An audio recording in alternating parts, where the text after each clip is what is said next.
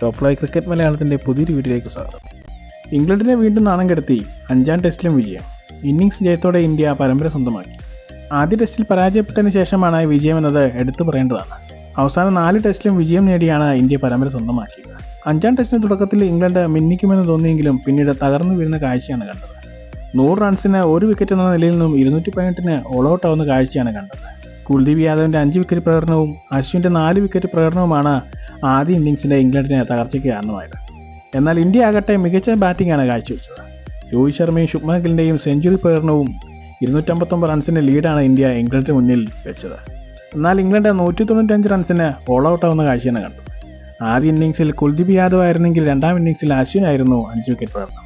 ജോ റൂട്ടിന് 84 റൺസിൻ്റെ പ്രകടനം മാറ്റി നിർത്തിയാൽ ഇംഗ്ലണ്ടിൻ്റെ ബാക്കി ആർക്കും മികച്ച പ്രകടനം നടത്താൻ കഴിഞ്ഞില്ല.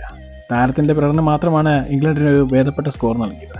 സീനിയർ താരങ്ങളാരുമില്ലാതെ യുവതാരങ്ങളുമായി തിളങ്ങിയ ഇന്ത്യയുടെ ഈ വിജയം രോഹിത് ശർമ്മയുടെ ക്യാപ്റ്റൻസിലെ ഒരു പൊൻതൂർ കൂടിയാണ്.